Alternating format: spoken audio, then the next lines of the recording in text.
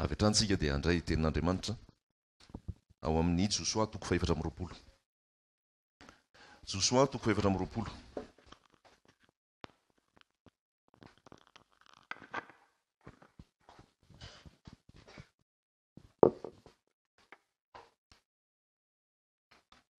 Josoa toko 420 izay misy fampianarana, misy hafatra tiany tompo omena asy ianao indray androany amin'izao fotoana iainantsika izao. Androantsika 14 octobre 2018 alahady. Miarabantsika tsirairay avy izay tonga eto na ansamany vao tonga na efa paketo na zao indray vao tonga dia tonga soa daholo tsika rehetrarehetra. Dia ny tompo ikasika anao amin'ny teniny amin'izao androany izao. Josoa toko 420 andininy voalohany. Samy mifantoka tsara tsika ao anatin'ny fotoana. Telefônina raha baiboly moa dia iny ijerenao azy, fa ny telefônina ao ka tsy haneno ny zazakely mba himbesana tsara, tsy tabataba, ary tsika arak'izay azo atao dia tsy vezivezy eo amin'ny fanatrehan'ny tompo fa masina izany tenin'Andriamanitra izany, ary mila fahamasinana, famatorana eo amin'ny fanatrehan'ny tompo tsika hoy ary eo ka tena hifantoka tsika ao anatin'ny fotoana. Josoa toko 420. Ary Josoa nanangona ny firenen'Israely rehetra tany Sekema, ka niantso ny loholon'ny Israely sy ny lehibe sy ny mpitsara ary ny mpife azy, ka dia niarany seho teo anatrehan'Andriamanitra izy ireo. Ary hoy Josoa tamin'ny vahoaka rehetra: Zao no lazain'i Jehovah, Andriamanitra ny Israely: tany andafy ony no nonena ny razanareo tany aloha, dia Tera rain'i Abrahama sy Nahora, ary nanompo andriamanin-kafa izy.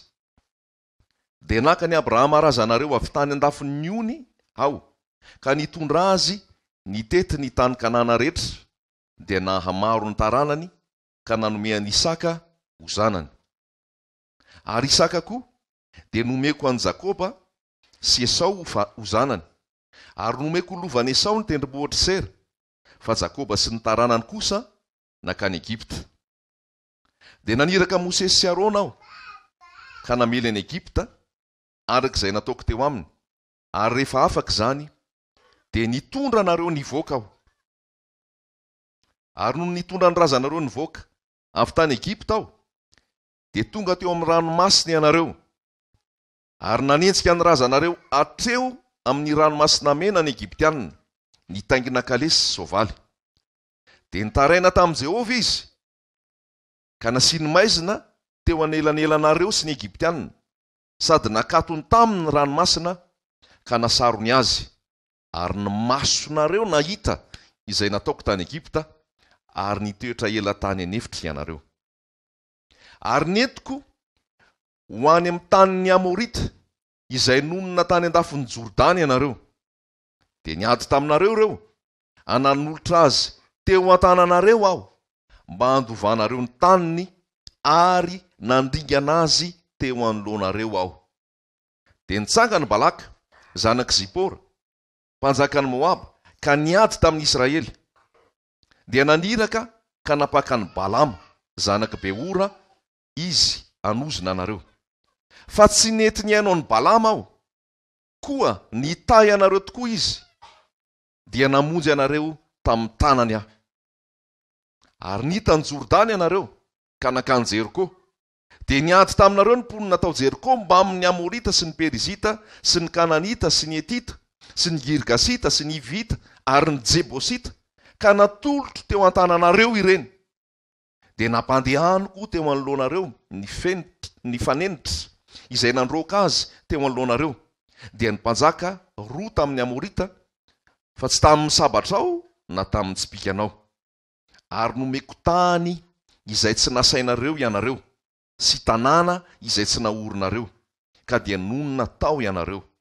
Ary nihinana ny avy amin'ny tany Moloboka sy ny tanin'ny Oliva izay tsy nataonareo ianareo. Koa ankehitriny matahorany Jehovah, ka manompo azy amin'ny fahitsiana sy ny fahamarinana. Ary io ny Andriamanitra izay notompony ny razanareo tany andafy ny ony sy tany Egipta, ka manompo an Jehovah.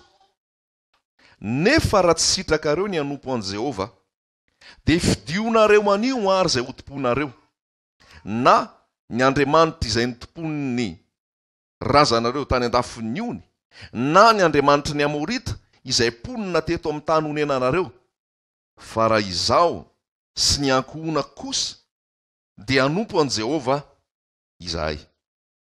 Amen.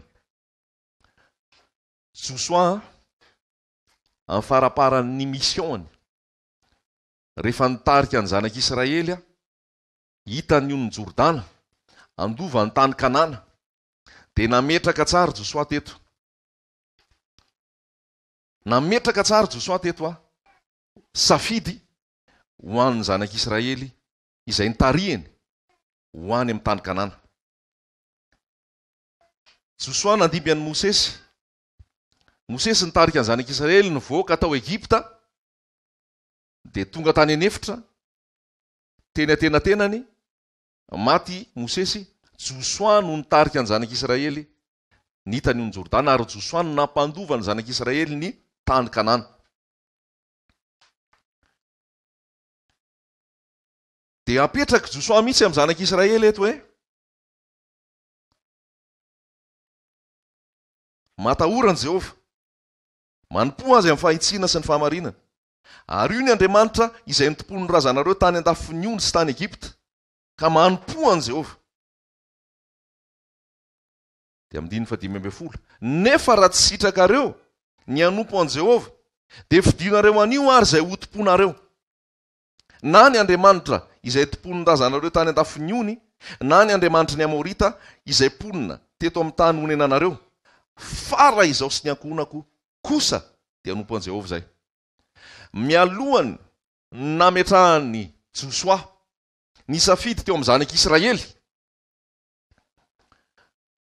mba hahatonga ny zanak'Israely handiny tena sy saintsaina sy ho resy lahatra anompo an Jehova, dia karazana ohatrany nanao famitinana kely, ohatrany nataony dérouleny Josoa kely ny filma nanomboka tany amin'ny Abrahama ka hatramin'ny zareo io androany io.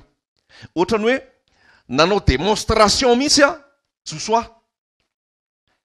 Zany hoe nanohana hevitra Josoa hoe noho ireo tantara rehetrarehetra nolazaiko anareo teo reo dia tapahony hevitrareo, raha anompo an Jehova Andriamanitra ianareo na tsy anompo azy. Fa efa io ny démontreko taminareo io fa io Andriamanitra narahany Abrahama nidina tao amin'ny Jakob, nandeha tao amin'ny Mosesy, tonga ato amiko io dia Andriamanitra velona io. Reo ny tantaraiko anareo reo mipirofo, fa raha niady nareo nandresy nareo. Raha nisy olana nareo vahana ny olana. Raha tao anatin'ny aretiny nareo sitrana. Raha nanoty nareo namindrano fo. Ary na inona zavatra nitranga taminareo dia nanao zavatra ho anareo foana ny tompo. Zay no lazainy Josoa eto rafitinina.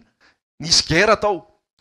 Tantaran'ny Josoa, ny mission an Josoa dia anafika hitondra ny zanak'Israely hiditra tao amin'ny tany Kanana. Tany Kanana tsy tany foana ny tao, fa efa nisy ponina tao. Ny Amorita ozy izy, ny Jebosita, ny Kananita, nisy ponina maro tao. Fa ireo ponina ireo tsy navelany janona tao, fa nitafihana mba hijanona ny zanak'Israely tao. Zany hoe nanomboka ny tantaran'ny Josoa dia ady hatramin'ny farany tamin'ny hafa firerena rehetra mba andovana le teny faminaniana, le teny fikasana.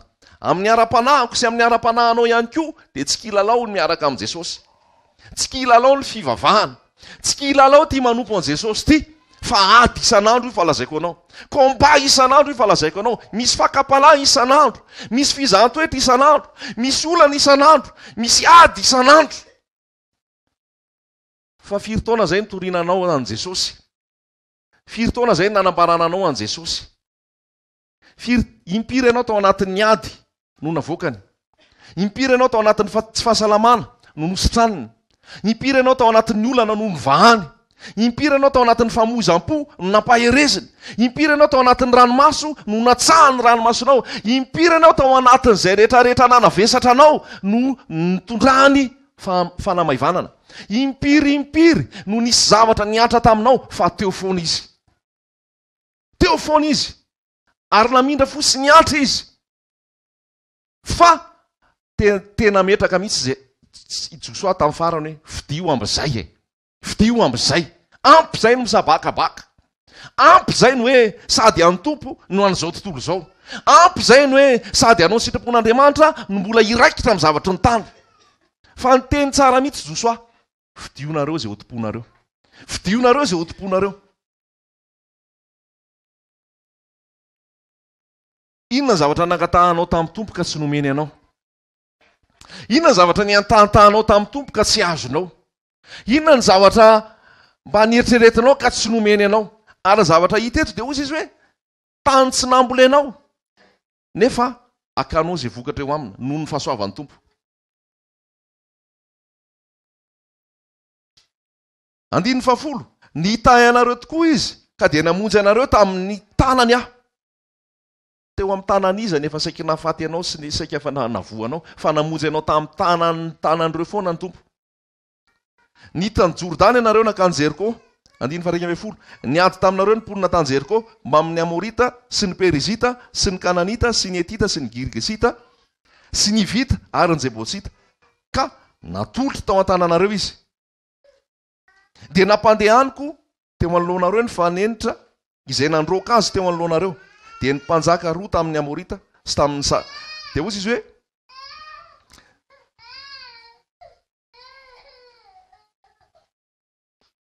izy hoe tsy tamin'ny sabatra aho ary tsy tamin'ny tsipika anao. Andiny fahatelo ambin'ny folo, nomeko tany izay tsy nasainao ianao, tanàna izay tsy naorinao, ka dia avy tamin'ny tany boaloboka sy ny tany oliva izay tsy nataonareo ianareo. Ninana avy tamin'ny tany boaloboka sy ny tany oliva izay tsy nataonareo ianareo. Zany nataony tamin'ny zanak'Israely. Dikan'izany fahasoavana zany, fanomezana zany, tsy ny sabadrany na ny tsipikany na zony famonjena, tsy ny asa nataony ny tena natafavoaka azy, tsy ny tany boaloboka nasainy ny tena ninanany na ny tany oliva, fa nomeny ireo. Nefa teo anatin'ireo zavatra rehetrarehetra eo dia mbola naditra ny zanak'Israely. Teo alohan'ireo zavatra rehetrarehetra eo mbola nahadipo ny zanak'Israely, mbola nilalao ny zanak'Israely, mbola variana ny zanak'Israely. Ary ohatr'izay koa fiainantsika rehefa miaraka amin'i Jesosy, variantsika reto. Mbola milalao ny ankamaroantsika, mbola mahadipotsika, mbola tsy tena mifantoka tsika ary tsy tena mirehitra, tsy miazakazaka ao amin'i Jesosy tsika, ary mbola misy zavatra tsy aritsika, mbola misy zavatra tazomitsika nefa zavatra efa asain'ny tompo avotsitra.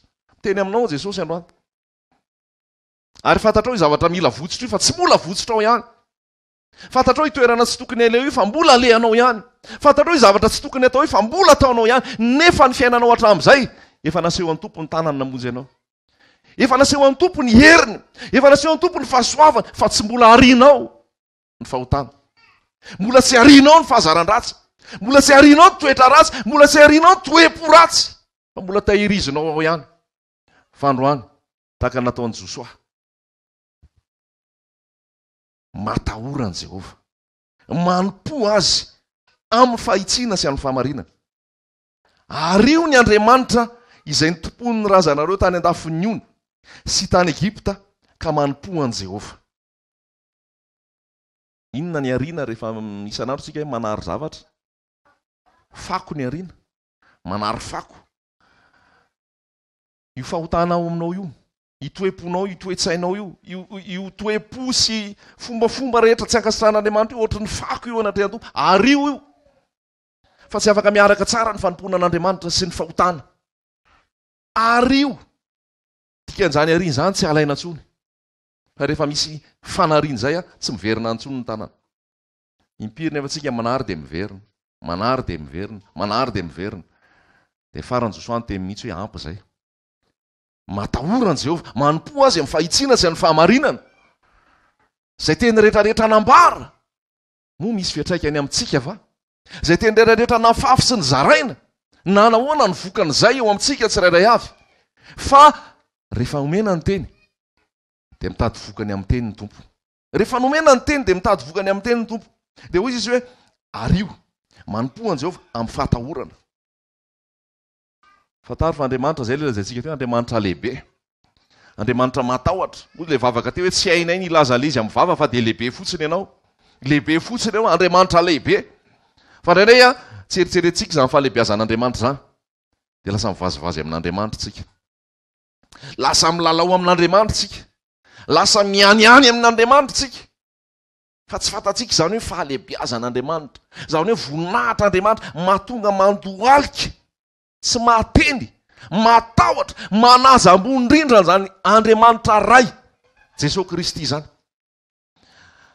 Mankata mihitsy amin'ny tompo hoe ampahafantaro ahy tompo, fa Andriamanitra lehibe ianao.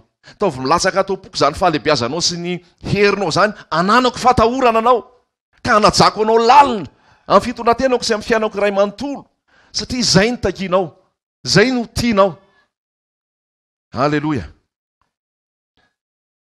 De zavatra anankiray tena tiana tsipihana, rehefa niteny izy hoe matahorana Jehova, manompo azy amin'ny fahitsina sy amin'ny fahamarinana, ary io ny Andriamanitra izay nitompony-drazanareo tany an-dafiny ony sy tany amin'ny tany Egipta, manompo an Jehova. Nefa raha tsy sitraka ao ny hanompo an Jehova, dia fidionareo an'io izay ho tomponareo. Na ny Andriamanitra izay tompon'ny-drazanareo tany amin'ny tany an-dafiny ony, na ny Andriamanitra ny Amorita izay ponina teto amin'ny tany honenanareo. Fa raha izao sy ny ankohonako kosa dia hanompo an Jehova izay. Manao an'izany ve ianao? Raim-pianakaviana. Josoa raim-pianakaviana. Ary Josoa tonga dia nanapaka mihitsy tamin'ny zanak'Israely hoe nareo na anaraka na tsy anaraka, nareo na hivavaka na tsy hivavaka, nareo na hamaky tenin'Andriamanitra na tsy hamaky tenin'Andriamanitra, nareo na anaiky na tsy anaiky, ny anay efa tapaka ny hevitra fa zay hanompo an Jehova. Izay sy ny ankonako, izao sy ny ankonako. Tsy miandry anareo tsy arakarak' izay fanapaka-hevitrareo ny anompoko an Jehova na tsy anompoko an Jehova, fa ny ahy efa tapaka ny hevitra, fa na iza anaraka na iza tsy anaraka, na iza hiaino na iza tsy haino, na iza ankatoa na iza tsy ankatoa, ny ahy efa hitako ireo tantara nanomboka tamin'ny Abrahama ka hatramin'izao fotoana iresantsika izao. Noho izany fantatro fa io Andriamanitra io ny tena izy. Fantatro fa io Andriamanitra io ny tena izy, fa ny ranomasina mena misokafany, asiany elanelana maizina entre ny zanak'Israely sy ny Egiptianina. Fantatro fa ao anatin'ny ady tsy za miady fa izy ny miady ho anahy. Fantatro fa ao anatin'ny olana dia izy ny mamany olako. Fantatro fa raha sendra lavo dia izy ny mampitsanga anahy. Fantatro fa raha sendra menjera dia izy ny miantra.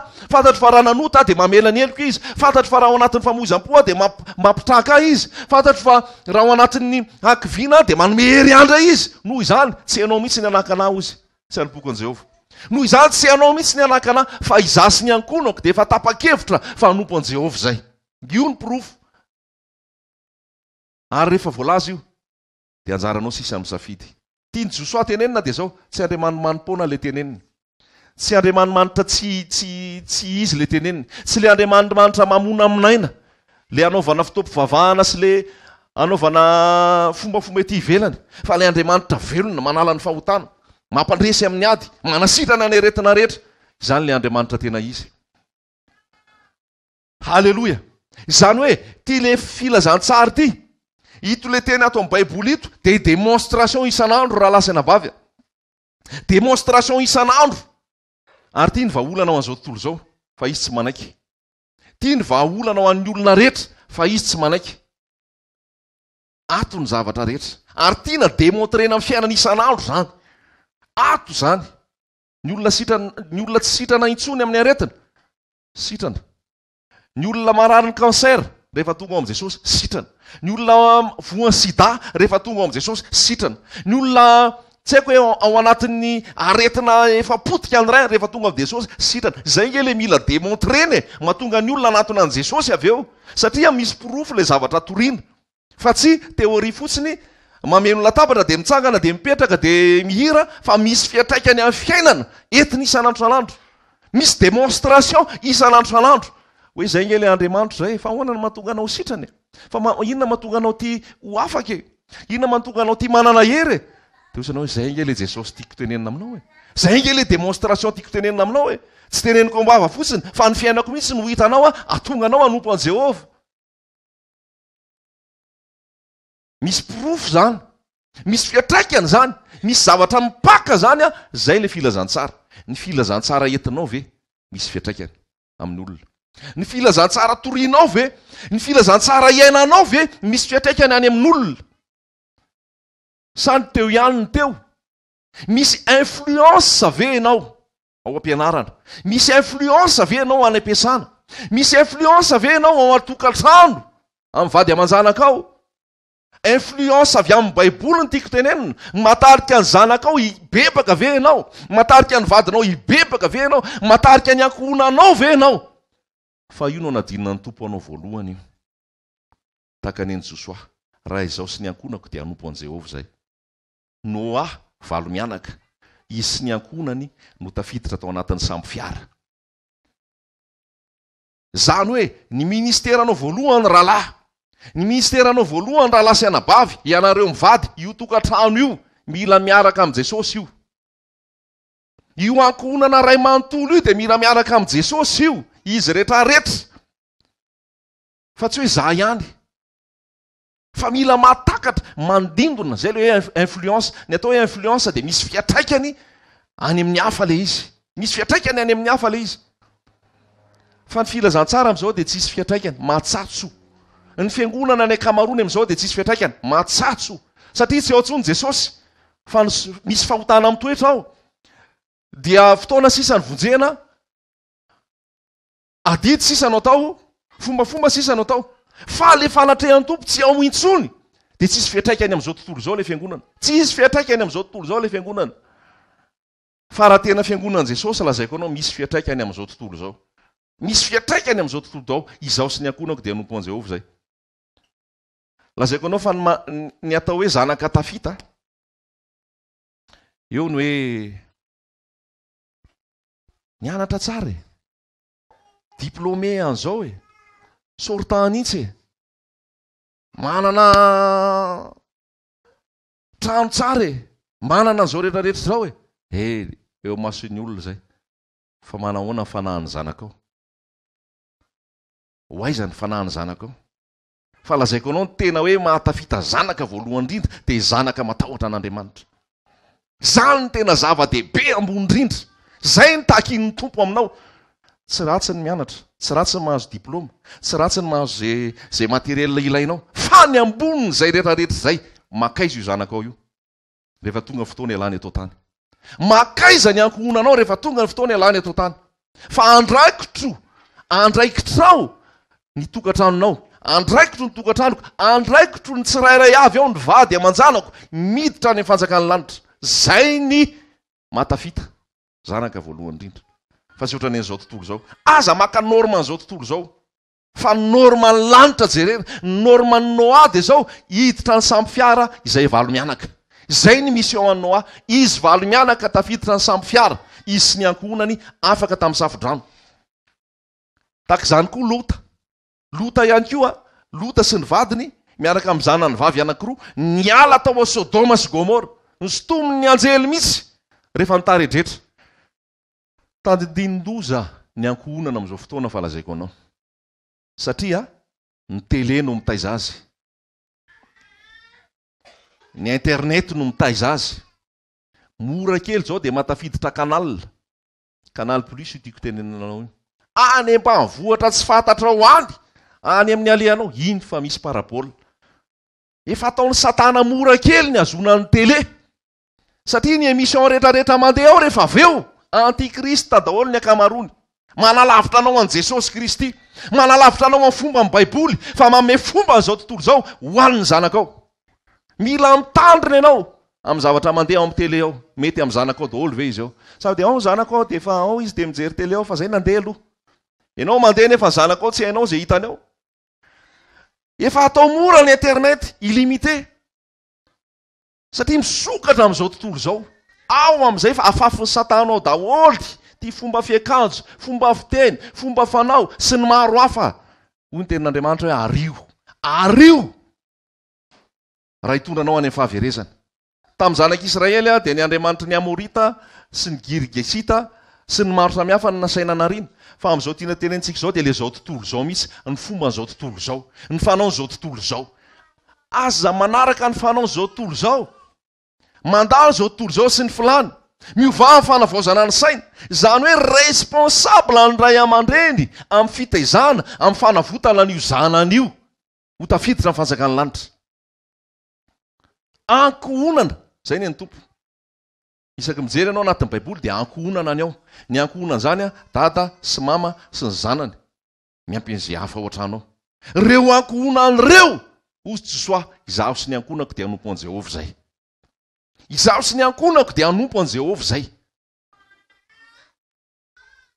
Fa raha ho antsika ray aman-dreny raha tsy mitandrinatsika, mila mailo zany tsika amin'izao fotoana e. Fa raha voatsika mianahana, raha voatsika mianahana, vetivety fotsiny dia efa voaovan'ny Satana io ankizy io zanatsika io. Vetivety fotsiny dia efa tonga dia mipetraka ancré, formaté, voaformé zao tontolo zao izanakao io. Raha vao tsy mitandrina ianao ary mandray izay voasoratra ato anatin'ny Baiboly, na fomba fiteny, fomba fiakanjo, fomba fisainana, fomba fitondran-tena, mila manana ny tenin'Andriamanitra ianao. Mila manana ny tenin'Andriamanitra ianao. Dia ahoana moa itaomanao ny ankohonanao zany? Voalohany indrindra eto-mbavaka izy. Eto-mbavaka ny vadinao raha mbola sy nanolo tena ho an' Jesosy. Hitongio amin'ny tompo mihitsy, andoleo mihitsy. Hoy ny tenin'Andriamanitra ao amin'ny asan'ny apôstôly 2:2-3. Minoa an' Jesosy tompo dia hovonjeny ianao sy ny ankohonanao, ianao sy ny ankohonanao. Andoleo isan'andro. Ho eto-mbavaka isan'andro mba hiova ny vadinao, hanolo tena ny vadinao. Ho eto-mbavaka isan'andro ny zanakao, hanolo tena ny zanakao, hifo ny zanakao, hanaiky an' Jesosy ny zanakao. Raha isika rehetrarehetra reto mandray le tena tenin'Andriamanitra pur, le tena tenin'Andriamanitra velona, dia taranaka vaovao no avy ao arinao. Taranaka tena mandray an'le ty tena ty Baiboly ty, fa tsy ao anatin'ny Babilôna tsony. Babilôna tiako tenenanao zany le fombafomba n'izao tontolo zao sy le fombafomba ampiangonana tsy izy. Zay zao natao batisa tamin'izay mbola kely. Ty zay ny taizananay. Fa rehefa nampianariny tompo amin'izay zay dia zanakay tsy ataonay batisa mbola kely tsony satria tsy zay ny Baiboly. Efa nampianarinay azy fa tsy zay no izy, le zanakay vavy matoy ihany tamin'izay mbola sy nalalana natao batisa mbola kely. Fa ny taty aoriana aveo rehefa fantatra ny famarinana, rehefa tonga ny fotoana hatongavan'ireo saina, tsy haiko 12, 13 taona na 14 taona, efa tokony kasihan'ny tompo ireo mibebaka amin'izay, dia manolo tena ho an' Jesosy. Firy taona ny zanakao? Ohatran'izy izy zao. Na firy taona ihany koa ianao eto. Fa mila manapa-kevitra ianao manolo tena ho an' Jesosy Kristy. Zay ny lalana sy famarinana, zona famonjena ho anao. Ary no avy ny zanakao io dia tokony araka izay fampianarana rehetrarehetra raisinao eto ato anatin'ity Baiboly ity. Raisiko ohatra fotsiny, anambady ny zanakao. Vakio ngeny ato amin'ny Deutéronomia, Deutéronomia 7. Deutéronomia 7, 7.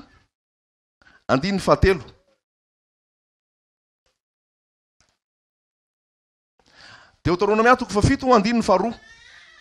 Deutéronomia 7, 2 dia zao no voasoratra. Ary rehefa voatolotra Jehovah Andriamanitra ao anoloanao ireny, ka resinao, dia aringano mihitsy izy. Iza le ireny?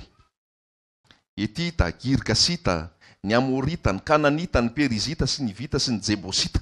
Reo zany le firenena hafa. Dia ozy izy, rehefa voatolotra Jehovah eo Andriamanitra ao anoloanao ireny dia ka resinao dia aringano. Zany hoe aza misy tatahina, aza misy tambatambazina, aza misy teterizina, voloy daholy. Dia zao no lazainy. Aza manao fanekena aminy, na mamindra fo aminy. Olona ireo ponina le tany mihitsy ireo. Fa ozy ny tompo aza mamindra fo am'ireo fa vonoy ireo. Mety eritreretra ianao ahoana ary zany Andriamanitra mamono olona zany. Zay no javan'izy. Fa amin'izao fotoana iainantsika izao zavatra ara-panahiny io dia zao aza miretsi-kombakomba fahotana. Fa rehefa fahotana tonga dia ario aza mindrana fo. Dia ozy amin'izay ny 7. Ary aza mifanambady anaka aminy. Ny zanakao vavy tsy omenao ho vadiny zanany lahy, ary ny zanany vavy tsy alainao ho vadiny zanakao lahy. Dia mipetraka amin'ny fanontaniana. Fa maninona kosa ary mifankatinga e zareo fitiavana ny lehibe indrindra.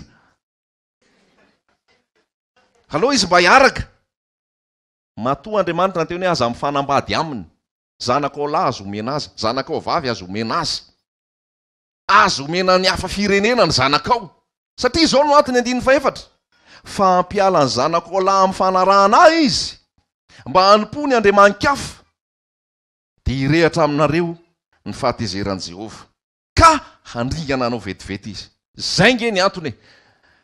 Andriamanitra mitsinjo lavitra. Efa hitan'Andriamanitra lavitra ny zavatra iseho. De efa miteny izy hoe raha vao manao fifanarahana amin'ny hafa firenena ny zanak'Israely de anopo sampy ireo. Raha vao misy mifanambady ny zanak'Israely sy ny zanaky ny le hita rehetrarehetra teo, Jebosita sy ny sisa de anopo sampy am'izay ireo, tsy anopo atsony ireo. Zay ny mahatonga le ho an'ny zanak'Andriamanitra tsisy resaka, zanak'Andriamanitra no tokony vadinao raha mbola tsy nanambady ianao. Ho an'ny tanora eto ka efa mafana fo mirehatra ho an'i Jesosy ianao, aza mieritreritra ho any amin'ny hafa firenena ianao, fa tsy maintsy ray firenena ihany ny vadinao. Fa raha ianao no maimay ka olona mbola any amin'izao tontolo izao no arahanao, de zay tsy voalohany amin'ny teny an'ity fa be da be ny nahita faisana. Efa nytenenina hoe aza manambady an'io fa tsy mety, tsy araka ny sitrapon'Andriamanitra io. Ianao ve zanak'Andriamanitra? Hoe alao fa za manova an'io ao e. Tsy voaovanao izy fa be mokon-doha. Tsy voaovanao izy fa niazy ihany ny tiny. Sigara tsy mety afaka, mandeha mibalady rehefa zoma hariva tsy ferana, ny tena hoe lavitry ny fomba an'Andriamanitra e. De iny ianao fa mitomany, iny ianao fa malahelo. De ozy ianao hoe tena diso safidy ako, nga io azo amboarina tsony rehefa nisoratra teo anatrehan'ny tompo, de zay. Fa ho anao mbola tsy niditra, aza midikidikizo marina. Aleo ny ray firenena samy ray firenena ihany ny fanambady. Tonga de tsotra ny teniko. Tranquille ianao am'izay anompo an' Jesosy. Fa raha olona mbola tsy manana an Jesosy no vadinao, ianao manaraka an'ity vidéo ty koa, any France any, any Maurice, any Seychelles, any États-Unis, any am'izay alehanao rehetra any. Raha an Jesosy ianao, tena pur an Jesosy koa no miaraka aminao. Io an Jesosy izy hoe manahoana izy protestant, izy katolika. Tsika efa miala amin'ny Babilôna. Miaraka aminao koa miala amin'ny Babilôna. Fa tsy hoe kristiana. Za zany tsy miresaka kristianina eto. Fa nyresahako eto mpianatra Jesosy. Raha mpianatra Jesosy ianao, mpianatra Jesosy miaraka aminao. Fa tsy Babilôna. Ny Babilôna zany de le kristianina. Ataonao ahoana hivady zany ny zanakao iny fa Babilôna ny elainy. De mbola le hiditra ry amin'ny bâtiment Babilôna nareo, de mbola anao an'le fomba zao tontolo zao be mihitsy nareo, de nefitsika efa nakataranaky vaovao. De ozy ianao fa iza ary zany no vadiny zanako? Tompo malala azy, tompo mahita azy. Fa ny ara hafa firenena ny maka vadiny zanako, tsy omeko. Rehefa tonga ny fotoana zany, le hafa firenena ataoko efa azo anao le izy, tsy hoe rasista alina, fa le hafa firenena tiako lazaina le ara-panahy. Raha olona tsy mbola manana an Jesosy, efa afarako ireo zanako ireo. Ny olona manana an Jesosy ihany miaraka aminao. Amin'ny fotoana malala zay, le efa lehibe bomba efa malala zay fa ny zazakely tsy resahana an'izany. Satria ianao de tantaraina teo hoe zao ny amin'izay ny tompo any dada sy mama, zao ny nandehananay, zao ny fiainanay tany aloha, tia ny tezananay, zao ny rehetrarehetra, fa tia zao ny famarinana ara-baiboly, nivoaka amin'ny Babilôna, natao batisa tamin'ny anaran'i Jesosy, tsy ao anaty rafidrafitra sy ny fombafomba, miaraka miaina amin'ny Jesosy isan'andro, ary tsy resaka mandeha any am-piangonana lahady sabotsy lahady, fa fiainanao rehefa ao amin'ny Jesosy de an Jesosy foana ianao. De efa resahanay moa le zanaka vavy matoa, ianao zao efa mira mieritreritra fa ianao zao atsoatsy efa olon-dehibe ianao fa mila manapa-kevitra ianao manolo tena ho an Jesosy fa tsy zaza tsony.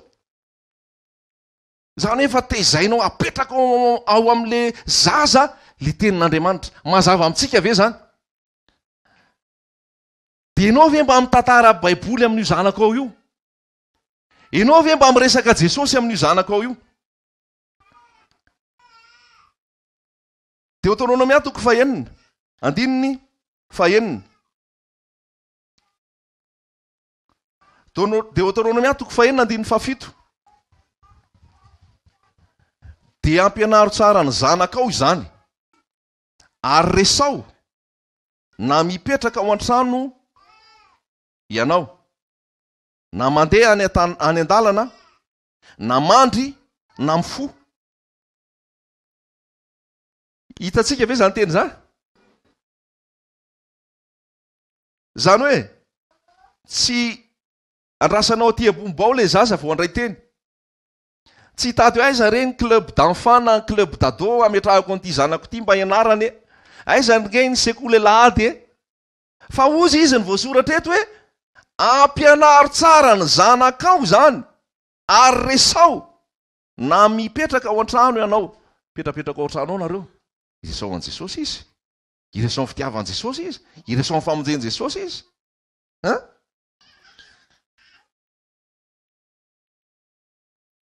Na mandeha any an-dalana.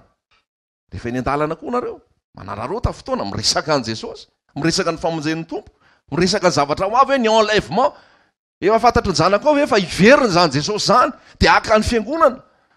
Efa fantany ve zany hoe tsy resaka fotsiny fa misy ny enlèvement. Iveriny Jesosy aka ny fiangonana. Ka mila miomantsika ry zanako. Mba ho tafiakatra daholy. Fa tsy ho variana eto. Na mandry, na mifo, eo am-pandriana alohan'ny atory. Mba sady manao câlin azy ve no manao bisou azy, no manao bonne nuit azy, no mitantara kely Jesosy, miresaka Jesosy. Tompona ndraiky tenao ray aman-dreny, tsy afaka miala ianao. Fa rehefa io ny voataizanao mivoaka any amin'izao tontolo zao io mafy orona io tsy voahozongozona. Mafy orona io tsy voahozongozona. Zay ifantohana voalohany indrindra aiza ho aiza ny zanako amin'izao fotoana. Mandroso ao amin'i Jesosy ve? Mahalala an'le principe biblika ve? Mahalala an'le règle ny tenin'Andriamanitra ve hoe inona ny tena fiainana tena izy? Avy aiza dia andeha ho aiza? Fantany ve zay? Alleloia! Ohabolana toko faharoa amby roapolo. Zaro amin'ny lalana tokony alehany zaza. Fa rehefa inao izy? Rehefa lehibe ozy izy tsy ala amin'izany. Vitsy ny teny hoe rehefa lehibe. Na rehefa antitra azy izy tsy ala amin'iny. Hatrany amin'ny fahaterany io azo antoka. Rehefa dia mbola kely ianao dia efa mametraka an'ilay tenin'Andriamanitra ao aminy. Zay isakalahy dia nentin'ny dadanay vavaka. Dia miaraka daholo zay valo. Endaro vavy miaraka amin'ny dadanay sy mamanay. Olona folo zany ana tômobily isakalahy mandeha vavaka. Taroko tsara mihitsy zay rolaly zandriko lasa any Abidjan iny. Isakalahy zay dia tantana ny dadanay dia miaraka eo amin'ny W dia miara mivavaka eo. Dia efa nizariny tamin'izay foana. Nianatra le tenin'Andriamanitra, nandroso tany foana. Tao anatiny zany dia efa nisy etaeta ho an'ireo zanako io. Ho an'ireto zanak'ireto izy. Mba halala ny fahamarinana.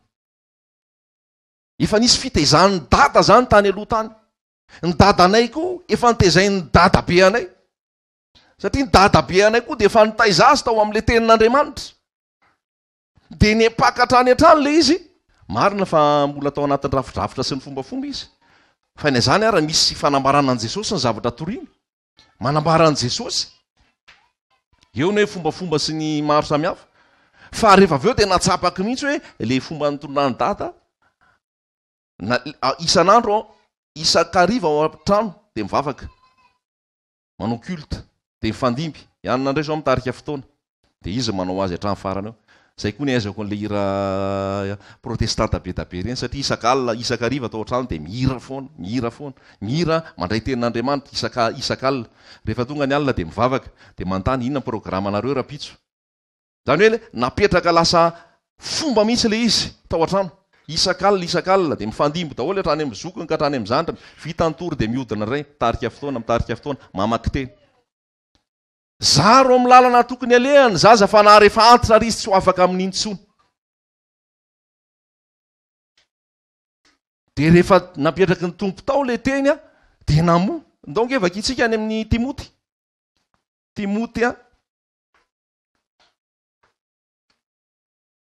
Timoty voalohany.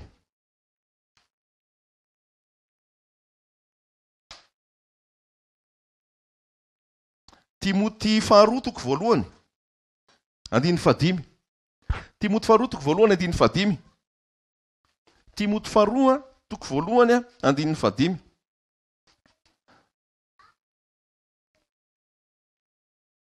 Timoty any amin'ny testamenta vaovao. Dia aty amin'ny faraparany aty. Arinan Korintianina. Io Timoty. Timoty faharoa toko voalohany. Nareo reo zany zao tokony efa mianatra filaharana baiboly nareo. Raha tonga eto foana nareo isan-kalady farafarasiny efa hainareo filaharana baiboly. Zanako zao tamin'ny maraina dia iza ozy izy ry-dadany après Genèse. De Genèse zao de Exode de Levitika de sy ny sisa sy ny sisa. Ampianaro an'ity le zaza e. Ahoana ny filaharany de efa mbahay fa tsy hoe hijery Abakoka de ozy tsisy Abakoka ity baiboly ity. Satria le Abakoka feuray. De tsisy le Abakoka ampianaro ny zanakao. Genesis, Exodus, Leviticus, Numeri, Deutéronomie. Matthieu, Marka, Luka, Jona sy ny sisa. Misy baiboly hafa moa efa hafa ny filaharany avy eo. Fa tokony fantatra zany bazy zany hoe misy ny boky ny lalàna, de avy eo misy ny boky ny mpaminany, de misy boky firana. De avy eo amin'ny fanekena vaovao misy ny testany evanjely, évangile, filazantsara, de misy avy eo ny epistily. De ampianarina ny zaza zany fa tsy bokiboky hafa foana ny sain'ny vakiny sy variana amin'ny dessin animé. Sy ny film ahy mihitsy mitantara azy. Acteur fantatra daholo ty acteur rehetra ty. Nefa vao antanina acteur atao anaty baiboly de efa tsy hay hoe iza moa le Dorcasy, na hoe iza moa le Roda, iza moa le Eleazara, personnage biblika be da be ato ampianaro ny zanakao. Fa ato ny tena héros, ato be da be héros. Fa héros forony zao tontolo zao ihany zanako daholo Spiderman, Avengers sy ny maro samy hafa. Le héros ato tsy hainy mihitsy. Nefa raha tsy mahay an'le héros ato izy de zéro. Mila taranaka amin'ny fo. Mila génération vaovao. Aza miandry zay filohan'ny repoblika eo. Fa na iza filohan'ny repoblika eo, na iza tsy filohan'ny repoblika eo, ianao tompona andraikitra amin'ny ankohonanao. Ibebaka an'olo tena ho an'i Jesosy. Ary ny ankohonana nefa mandrafitra firenena. Ka rehefa ny ankohonana ray, ankohonana firy tsika eto zao. Tsy fantatra hoe ankohonana firy. Fa raha ny ankohonana tsirairay avy eto ny tena mandray sérieux an'ity baiboly ity, mandray sérieux an' Jesosy sy ny zavatra rehetrarehetra ato, miova. Miova mihitsy. Halleloja. Aiza moa zany le Timoty teo? Timoty faharoa toko voalohany andininy fa Timoty faharoa. Timoty faharoa toko voalohany andininy fa 5. Fa nisy nahatserovanao ny finoana tsy nihatsara velatsy izay ao anatinao, izay nitoetra talota ao anatin'ny Loisa renibe anao. Bebe an'i Timoty zany io. Sy Eonika reninao. Maman'i Timoty zany io. Ary matoky fa ao anatinao koa zany. Zany hoe fa niainga tany amin'ny bebeany Loisa de maman'i Timoty, Eonika, reo zany efa tao amin'ny finoana. Reo zany efa nalalan'ny tompo de nipaka tany amin'ny Timoty le izy rehefa avy eo de ozy Paul hoe inoko koa fa ao aminao le izy. Zany hoe raha ataontsika zany de hoe nipasy mihitsy le izy rehefa nataon'le ray aman-dreny vaindondra raha. De ao amin'ny Timoty any faharoa toko fahatelo andininy fa 5. Timoty faharoa toko fahatelo andininy fa 5. Fa hatry ny fony vaozazy ianao de efa nahalala ny soratra masina. Halleloja. Hatry ny fony vaozazy ianao de efa nahalala ny soratra masina. Izay mampahendry anao ho amin'ny famonjena amin'ny finoana izay ao amin'ny Kristy Jesosy. Zay le izy. Hatry ny fony vaozazy ianao izy de efa nahalala ny soratra masina. Miainga any amin'ny zazy io. Miainga any amin'ny ankizy io. Fa sarotra be ny ratirapenao an'io raha zaza efa voafo, efa lehibe anao vao anenjika hitory. Tompo aloha mamindra fo foana. Fa de mbola ety amin'ny fiatombohany tsika raha lasaina bavy eto ke mahazo avantazy be tsika manana an' Jesosy zao e. Ka tena mampafantatra andreo zanatsika ireo e. Tsy olana be ho atsika tsony reo. Rehefa tena toritsika an' Jesosy e. Mahafinaritra ke mahita tonga de ankohonana feno miaraka eto e. Complet. Mahafinaritra mahita izy mianaka ao aorinany herzoro eo. Miaraka foana. Tena hoe mbola kely le zaza de izanaky Bernard ato akaiky ato. izy de eo foana ary zanaka koa nisy foana reo lalao tany ivelany ta foana tsy milalao antsonareo midirina reo mihaino tenin'Andriamanitra de endrika le zaza mihaino tsara hatramin'ny farany mihitsy satria misy etaeta lalina ao ary mitarika amin'ny famonjena io fa tsy teoria izaho sy ny ankonako dia hanompo an Jehovah zay. Iza moa ty izy teo? Cornelio amin'ny asan'ny apôstôly 10. Izy sy ny ankohonana ozy izy dia natahotra an'Andriamanitra. Natsona i Petera avy eo hitory amin'ny zareo. Eo ampitoriany Petera no milatsaka ny fanamasina. Rehefa nilatsaka ny fanamasina dia ozy izy Petera hoe ahoana moa tsy hanaovana mibatisa reto olona reto izay nilatsaha ny fanamasina koa. Nefa olona tsy mifora, olona hafa firenena. Fa nomena ho an'ny olona rehetra tokoa ny famonjena. Dia natao batisa izy sy ny ankohonany. Ny olona tao zany. Izy sy ny ankohonany. Dia avy eo indray asan'ny apôstôly 2:40. Dia nisy koa tao saditoko Lydia izay sa isany anarany. Izy sy ny ankohonany koa rehefa ny tenin'Andriamanitra natao batisa izy sy ny ankohonany. Izay olon-dehibe tonga taona tiako tenenina. Fa io mantsy ny iadin'ny olona efitra izy sy ny ankohonany zany dia nisy zazakely natao batisa. Dia ohatr'izay koa ny asan'ny apôstôly 2:40. Rehefa nitoriana filazantsara le mpiandro ny fonja dia nibebaka izy dia natao batisa koa izy sy ny ankohonany. Mavesatra ho anao ve ny famonjena ho an'ny zanakao? Mavesatra ho anao ve ny famonjena ho an'ny ankohonanao? Fa zay ny tena zava-dehibe napetraky ny tompo taminao. Tafitany Noa ny zanany.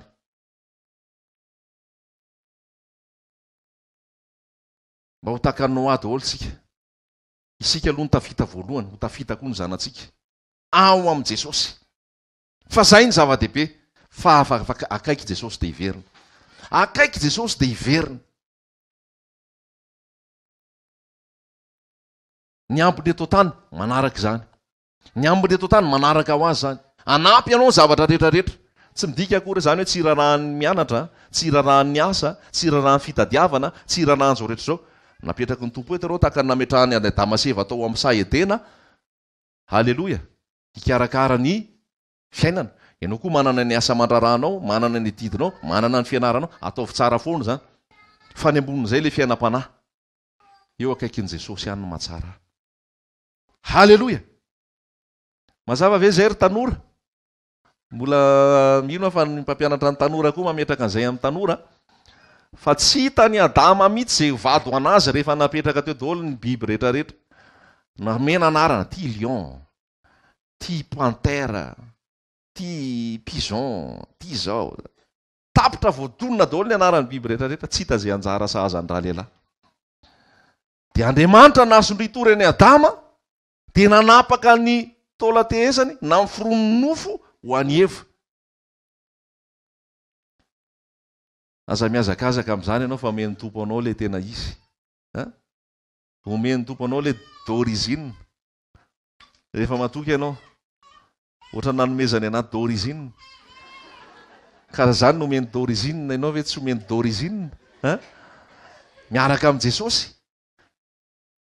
Andriamanitra mihitsy ny nanamboatra ny Eva tany amin'izay nisy azy tany ary nanolotra azy teo amin'ny Adama.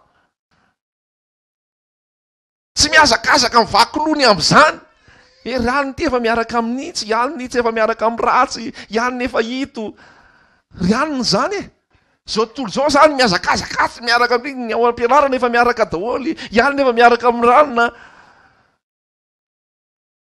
Nidikizo i Solomon fa nanambady Jebosita.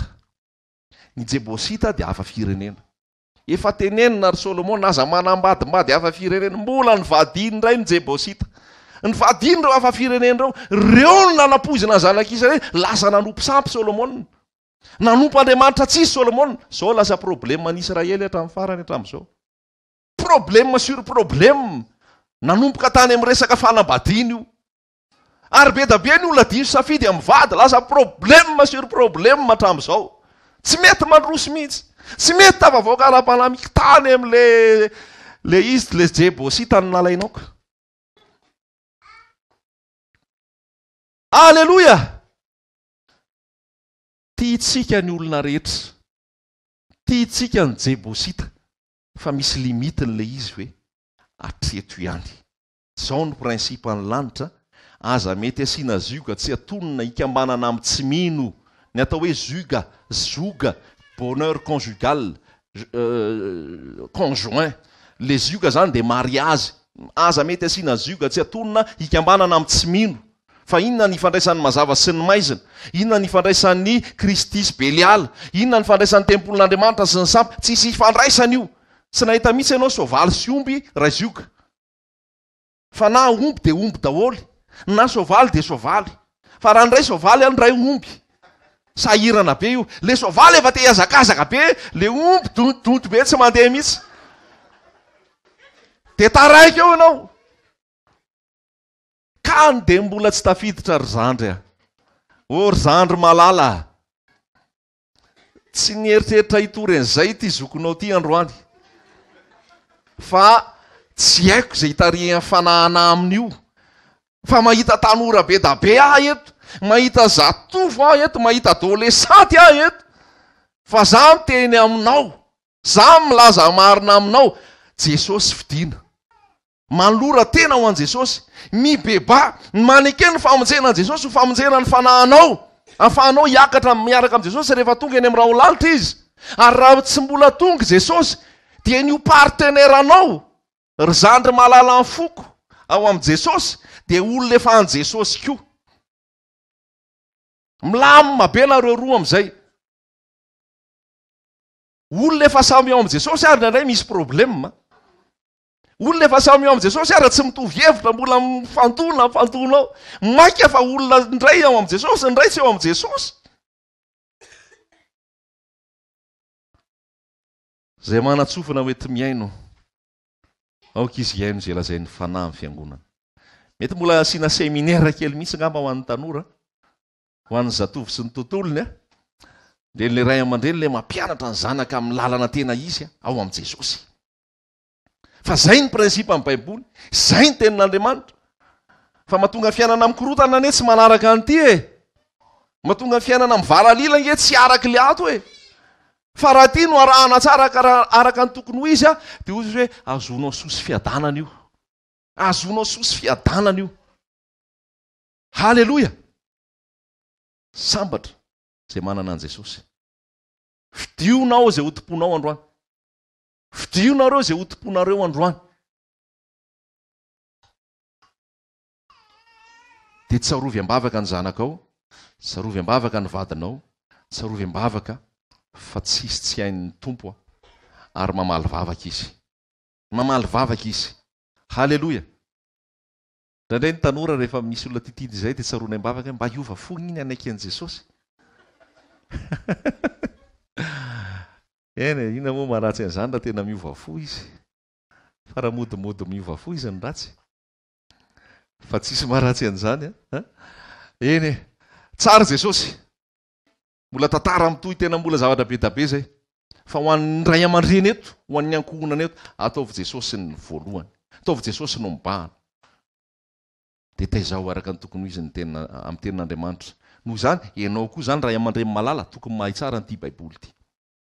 Ianao koa zany tokony mahafantatra tsara an'ity, mba hiampitany ty any amin'ny zanakao. Fa raha vao manontany ny zanakao ka bloquenao dia ahoana indray no ataonao? Dia mianara ao amin'ny Jesosy. Mianara amiko. Malemy mifanasy tsy miavonam-po. Ahita fitsarana ho an'ny fanahinareo ianareo. Mazava ve zay? Mazava ve zany? Isaorana ny tompo zay mandrosoa amin'ny Jesosy. Fa io ihany tena izy. Ary ny zaza rehetra ne anaiky an Jesosy. Ny ankizy rehetra ne anaiky an Jesosy. Tanora rehetra ne anaiky an Jesosy. Amen. Velona ihany no sy raha Jesosy fosan'ilay Andriamanitra mandrakizay. Raha misy mahorona tsy fahampiana amin'ny fiainako dia lazaiko azy amin'ny fifaliana sy ny alomavaka. Andriamanitra tompo dia mamindra fo ary koa ty zanaka. Tsy zava-tsoa izay miankina aminy eo akaikin'i Jesosy tompony alina matsara. Manompo azy isanandro amin'ny fomary. Ray aman-dreny sy ireo tsakaizony elona ihany no sy raha Jesosy fosan'ilay Andriamanitra mandrakizay. Amin'ny andray nanolorako teny ho an Jesosy zay nitenenako hoe aok'izay ny amin'ny vota ny fahotako sy ny eloko dia nitsoroko taminy dia iny aho lasy fa eo ianao ry Satana eo akaikin'i Jesosy tokoy ihany no matsara manompo azy isanandro amin'ny fomady ray aman-drenoky sy ireo sakaizy olombelona ihany no sy rakifay Jesosy fisan'ilay Andriamanitra mandrakizay mankatoy zay teneniny zay voalaza amin'ny Baiboly mazoto mivavaka amin'ny fanahy sy fahamarinana tsy zoraraka an-tany izay nolazainy Jesosy iaraha aminay mba hanao sitrapon'Andriamanitra eo akaikin'i Jesosy tokoy ihany no matsara manompo azy sanandro amin'ny fomady ray aman-drenoky sy ireo sakaizy olombelona ihany no sy rakifay Jesosy fisan'ilay Andriamanitra mandrakizay eo akaikin'i Jesosy tokoy ihany no matsara manompo azy sanandro amin'ny fomady ray aman-drenoky sy ireo sakaizy olombelona ihany no sy rakifay Jesosy fisan'ilay Andriamanitra mandrakizay. Halleloja. Eo akaikin'i Jesosy ihany a hitanao zany efa melehibe anao dia iny zanako lafa mandeha miaraka aminao mandeha mitory teny iny zanako lafa manao témoignage ny amin'ny fiainany an Jesosy iny zanako lafa manao partage manao exhortation zany tena zava-dehibe iny zanako vafa mitendry midera an Jesosy iny zanako vafa manambara sy mitory an Jesosy iny nareo efa mianaka fa mandeha tômôbila makany ambanivohitra hitory an Jesosy nyray mitendry gitara nyray mitendry clavier nyray mitory teny nyray mihira tonga dia fianakaviana complet nareo firy mianaka moa zany efa firy koa rehetrarehetra zany tonga dia manana zany tsy hitahitanao nge dia lehibe ireo zaza reo tsy hitahitanao reo dia lehibe dia tena ho eto ambavako amin'i Jesosy izy manana talenta sasany mety mihira sasany mitendry sasany omeny tompo fanahy masina tena maminany ny sasany mitory filazantsara tsisy hevitra sasany lasa pastera tosanao hoe nampianariko tany amin'ny étude supérieure nefa ve lasa pastera tompo malala ny zavatra rehetra sady manao étude supérieure sady pasteur sady ingénieur ny pasteur sady ingénieur ny pasteur sady ingénieur ny évangéliste sady fonctionnaire ny évangéliste zany ke le filazantsara fa tsy hoe rehefa évangéliste dia tsy manao ninina fa évangéliste mpandrafitra évangéliste entrepreneur évangéliste mpandraraha mpamboly mpiompy. Halleluja. Tsara be miaraka amin'i Jesosy io. Amen. Dia iraha vary amin'ny herindray amin'ny sivra sitrapony tompo dia tongava indray raha mbola mangetaheta ianao to amin'ny havana mantsakaiza rehetra ihany tenin'Andriamanitra rehefa akaiky Jesosy.